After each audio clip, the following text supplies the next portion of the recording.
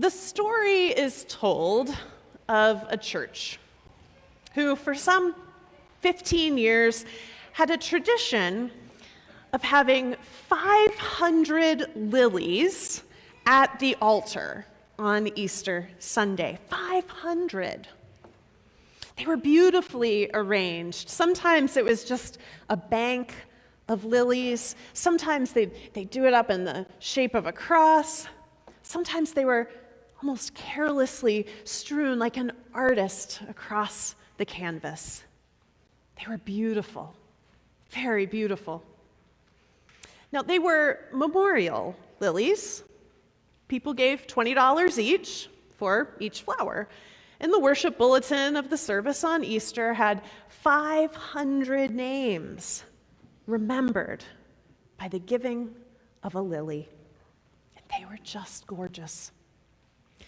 But then one year, it all fell apart. One of the women in church following the last Easter service of the day thought, I'm going to visit my friend in the hospital this afternoon. I should take her one of these lilies. So she went up to the magnificent cross of lilies, 500 lilies, to get one, and she froze. She turned to those who remained in the sanctuary, and she said in a shocked voice, "They're plastic." Well, obviously, the people of the congregation had a pretty strong reaction to this. Not just that they were plastic, but remember, they'd each given $20 to purchase these flowers. And they'd done so the year before and the year before. What happened to that money? Someone did the math. Over 15 years, that was $150,000 all for the same lilies. Side note, if you purchased one of these, they are very real. I had to take an extra Zyrtec this morning. They are not plastic. But this pastor thought, I better do something. People are upset. And so a meeting was called, and the pastor explained, don't worry. We put the money in a contingency fund. And so we have been able to help people who were in financial trouble. We've been able to meet emergencies here at the church that we hadn't budgeted for. So let me assure you, the money has gone to good use. And some people thought, okay, that sounds all right. Other people still unconvinced. So the pastor tried to defend the plastic lilies, saying, look, every year we've stored them in a cool place, covered, dark. Look, they've lasted for years. How great is that? And they were so beautiful.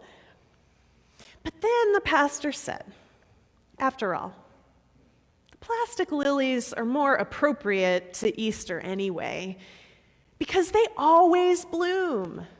They never die. The thing about Easter is it starts with death. I know that's probably not what you came here this morning to hear, but it's true. These women at the start of the story, see, they weren't on their way to a beach vacation. They were on their way to the tomb. And what is a tomb but a holding place for death? A holding place for all our lost hopes and disappointments and grief. A place we can look at and say, this person we loved is no longer here. Sometimes we try to ignore death, what with our anti-aging creams and our polite talk about passing away. We don't even like the word death, because then we'd have to face our own mortality. But the Easter story starts with death.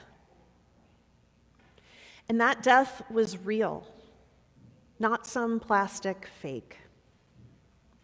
They were going to the tomb because Jesus had actually died. They'd seen it with their own eyes, and now they were going to the place where his body was laid. You know, each gospel writer tells the story a little bit different. Mark says the women were going to anoint the body. Matthew says, no, they didn't need to do that. The woman who'd come earlier that week and poured oil on Jesus' head and got the disciples all riled up about wasting it, she had already anointed him. So they didn't need to do that.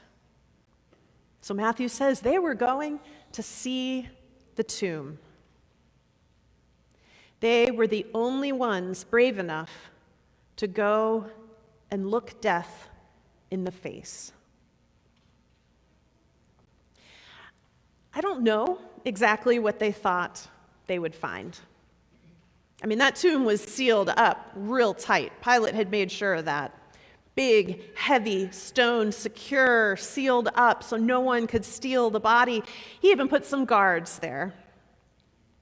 Jesus was dead.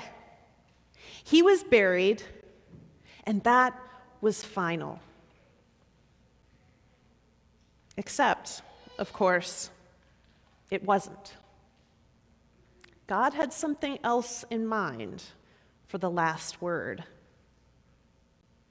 And so the ground shook, and a shiny angel came and moved that heavy stone and sat himself down right on it.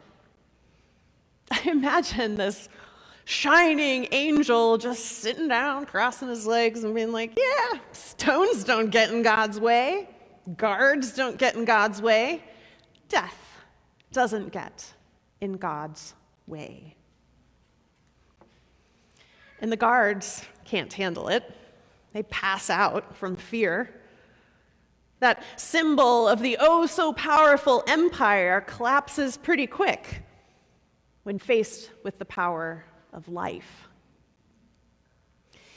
The angel tells these fearful, joy-filled women, Jesus is not here. He's been raised, just like he said, go and tell the others to meet me in Galilee. And off they go, running to tell the other disciples. And I love this. As they're running, suddenly Jesus met them on the road. And he says, Matthew says, greetings. But the word there in Greek, it's a common, kind of informal greeting. So it's as if the resurrected Jesus is just sitting on the side of the road like, hey, what's up? Like all chill like? But then he too sends them off, tells them to gather the others. God only knows where they were at this point, hiding somewhere, locked up in a tomb of their own making, after experiencing the little death of themselves as they denied and deserted Jesus, running away in fear. They were about to get the news of their life.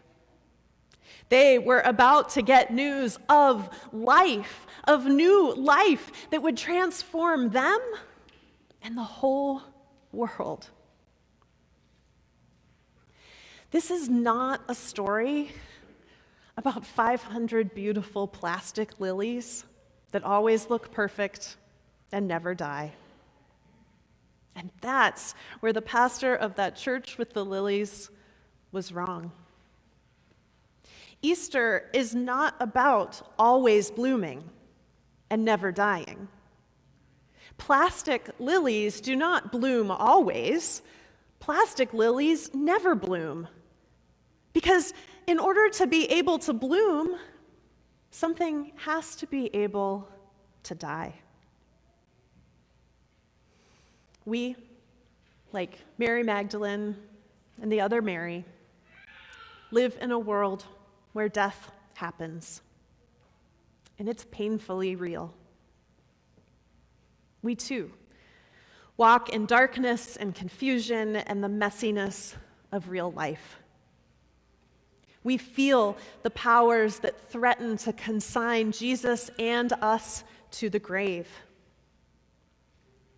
And it's there, that Jesus shows up. Not with some plasticized version of a happy ending, but with the calling out of, hey, and the offer of restored relationship and the promise of new life. It is there that Christ's body is present, gathering in and forming a new beloved community to be sent out to the world in all of its authentic, messy, dying, living, forgiving reality. Jesus doesn't just dress up and pretend like it never happened. The resurrected Jesus still has scars, and we do too. But those scars do not get the last word. Because if God's will is to move stones, if God's will is to move guards, if God's will can open up the bleakness of the empty tomb, then perhaps God can move our hearts and open up our lives too.